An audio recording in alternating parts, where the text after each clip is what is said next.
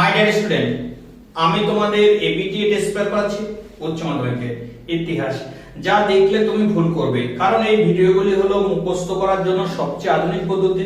আর তুমি না দেখে থাকলে না, প্রতিটা ভিডিও দেখে নাও আর সাবস্ক্রাইব করে নাও, দেখতে থাকো, সাবস্ক্রাইব করে নাও, দেখতে থাকো।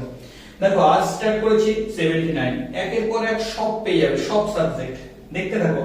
দেখো প্রথম প্রশ্ন স্টার্ট করছি আজকে। প্রথম প্রশ্ন দেখো, ইতিহাস বিজ্ঞানের চেয়ে বেশি নয় কম নয়, কে বলেছে? উত্তর হচ্ছে বিউরি। কে বলেছে?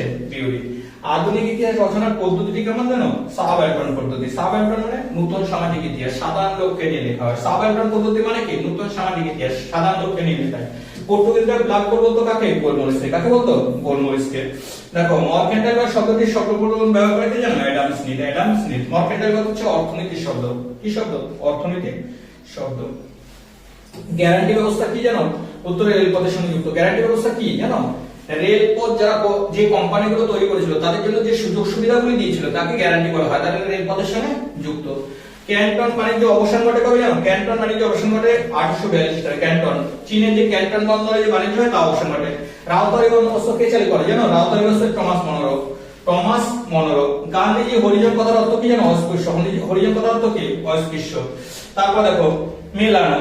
দেখো শ্রী নারায়ণ গুরু ভাইকম সত্যাগ্রহের নেতা। শ্রী নারায়ণ গুরু কি? ভাইকম সত্যাগ্রহের নেতা। দয়ানন্দ সরস্বতী। দয়ানন্দ সরস্বতী আর্য সমাজ তৈরি করে। রামমোহন রায়। রামমোহন রায় হচ্ছে ব্রহ্মসভা তৈরি করে, ব্রহ্মসভা। আর জ্যোতিবা ফুলে সত্যশোধক সমাজ তৈরি করে। তাহলে এরকম মিল আছে সিএফটা। কোনটা মিল? দেখো সিএফটা। পরে সিং চু হুইয়ের প্রবর্তন ছিল কি জানো? সিং চু হুই সান ইয়াতসেন। সান ইয়াতসেন। দেখো শ্রমিকদের অবস্থা উন্নতির জন্য সরকার নিয়োগ করেন কি জানো? Sedition commission. তাহলে শ্রমিকদের উন্নতির জন্য একটা কমিশন তৈরি হয়েছিল, নাম সিডিশন কমিশন। মুসলিম লীগের যে অধিবেশন পৃথক পাকিস্তান দাবি করা হয় সেটা হচ্ছে লাহোর অধিবেশন। কবে হয় জানো? 1940 খ্রিস্টাব্দে। আর লাহোর অধিবেশনে আগা খান হচ্ছে সভাপতি করেছিল। পুনা চুক্তি স্বাক্ষরিত হয়েছিল কবে জানো? পুনা চুক্তি। পুনা চুক্তি হচ্ছে 1932 খ্রিস্টাব্দে। পুনা চুক্তি কি? 1932। বিআর আম্বেদকর আর গান্ধীজির মধ্যে। নৌ বিদ্রোহ প্রথম শুরু হয় কোথায় জানো? তলোয়ার নামক জাহাজে। তলোয়ার নামক জাহাজে মুম্বাইয়ের তলোয়ার নামক জাহাজে। ইন্দোনেশিয়া উপনিবেশ স্থাপন করে কারা জানো? ইন্দোনেশিয়া হচ্ছে প্রথমে উপনিবেশ স্থাপন করে ওলন্দাজ। তারপর দেখো না ফরাসিরা। ইন্দোনেশিয়ার প্রথম কারা? ফরাসিরা তৈরি করে, ওলন্দাজরা, ফরাসিরা। ডিএন বিএন ফু যুদ্ধে জয়ী হয়েছিল কে জানো? ভিয়েতনাম। ডিএন বিএন ফু যুদ্ধে জয়ী হয়েছিল ভিয়েতনাম। জানো তো ঠান্ডা লড়াই কথাটি প্রথম ব্যবহার করে বার্নার্ড বারুচ। আর জনপ্রিয় কে করেছিল? Walter Lippmann. ঠান্ডা লড়াই কথাটি প্রথম ব্যবহার করে বার্নার্ড বারুচ আর জনপ্রিয় করেছিল ওয়াল্টার লিপম্যান। জোট নিরপেক্ষ আন্দোলনের প্রধান প্রবক্তা ছিল জওহরলাল নেহরু। জওহরলাল নেহরু। আর অন্যান্য নেতা হচ্ছে মার্শাল টিটো। তারপর দেখো ইয়াল্টা সম্মেলন হয়েছিল কবে জানো? 1945। ইয়াল্টা সম্মেলন কবে হয়েছিল? 1945। ইয়াল্টা সম্মেলন হয় 1945। দেখো পেরেস্ত্রোকা প্রবর্তক ছিলেন পেরেস্ত্রোকা গর্বাচেভ। কতবার হয়েছে এই প্রশ্ন? একই প্রশ্ন। দেখো মেলানো। দেখো মেলানো হোমিও জাহাঙ্গীর বাবা পরমাণু গবেষণা। হোমিও জাহাঙ্গীর বাবা কি জানো? তারপর হচ্ছে একটা আয়। তারপর দেখো হোমিও জাহাঙ্গীর বাবা বিক্রম সারাভাই ভারতের মহাকাশ কর্মসূচির জনক। বিক্রম সারাভাই কি? ভারতের মহাকাশ কর্মসূচির জনক। জানো প্রশান্ত চন্দ্র মৌলবী কৃষি প্রযুক্তি উন্নতি। তারপর সুব্রমণ্যম আইসিআই। তাহলে হচ্ছে একটা এ, দুইটা সি। দেখো তাহলে এরকম না কোনটা নেই, কারণ এখানে উত্তর সঠিক করতে হবে। উত্তর সঠিক করতে হবে। দেখো পরেরটা অপৌপনিবেশের কারণে ফলে উত্থান হয় কি জানো? তৃতীয় বিশ্ব। অপৌপনিবেশ মানে কি? তৃতীয় বিশ্ব, যারা শিক্ষা দীক্ষা সংস্কৃতি সবকিছু নতুন সাধন প্রাপ্ত। ভারতের কেন্দ্রীয় আইনসভার নিম্নকক্ষটির নাম কি জানো? উচ্চ কক্ষের নাম রাজ্যসভা, নিম্নকক্ষের নাম তোমরা সবাই জানো লোকসভা। ভারতের দুটো কক্ষ আইনসভা, উচ্চ কক্ষ রাজ্যসভা, নিম্নকক্ষ লোকসভা। প্যাট্রিক লুমুম্বা কোন দেশের রাষ্ট্রপ্রধান ছিল? উত্তরে কঙ্গো। প্যাট্রিক লুমুম্বা কোন দেশের রাষ্ট্রপ্রধান ছিল? কঙ্গো। পরেরটা চলে আসে দেখো, ভারতের কয়েকটি পর্তুগিজ বাণিজ্য ঘাঁটির নাম লেখো। উত্তর ছিল হুগলি, মুম্বাই, কোচিন। তাহলে ভারতের পর্তুগিজ বাণিজ্য ঘাঁটি কোথায় ছিল? হুগলিতে ছিল, মুম্বাইয়ে ছিল, কোচিনে ছিল। তারপর দেখো আফ্রিকা অন্ধকারাচ্ছন্ন মহাদেশ বলে কেন? দেখো আফ্রিকায় এখনো শিক্ষার তেমন ভাবে পৌঁছায়নি, শিক্ষা দীক্ষায় ওরা অনেক পিছিয়ে, তাই আফ্রিকা কি বলা হয়? অন্ধকারাচ্ছন্ন মহাদেশ। বর্ণ বৈষম্য নীতি কোন দেশে বলবৎ হয়? উত্তর হচ্ছে দক্ষিণ আফ্রিকায়। গান্ধীজি যেখানে ছিল সেখানে প্রথম বর্ণ বৈষম্য নীতি প্রবর্তিত হয়েছিল। সোশ্যাল নারায়ণবাদের প্রবক্তা কে? Herbert Spencer. সোশ্যাল নারায়ণবাদের প্রবক্তা কে? Herbert Spencer. কোন ইউরোপীয় দেশ চীনে প্রথম ব্যবসায়িক সম্পর্ক গড়ে তোলে? উত্তর হচ্ছে পর্তুগিজরা। কারা গড়ে তোলে? পর্তুগিজরা। বক্সার প্রোটোকল কাদের মধ্যে হয়েছিল? উত্তর চীন ও 8 শক্তির মধ্যে, চীন এবং 8 ইউরোপের 8 শক্তি। 1901 খ্রিস্টাব্দে বক্সার প্রোটোকল হয় 1901 খ্রিস্টাব্দে। দেখো 1813 খ্রিস্টাব্দে সনদ আইনের গুরুত্ব কি জানো? ইস্ট ইন্ডিয়া কোম্পানির 1813 খ্রিস্টাব্দে ইস্ট ইন্ডিয়া কোম্পানির একচেটিয়া বাণিজ্যের অধিকার লোপ পায়। ইস্ট ইন্ডিয়া কোম্পানির একচেটিয়া বাণিজ্যের অধিকার লোপ পায়। দেখো তারপরে প্রশ্ন, পাশ্চাত্য শিক্ষা চুয়ে পড়া নীতি কি জানো?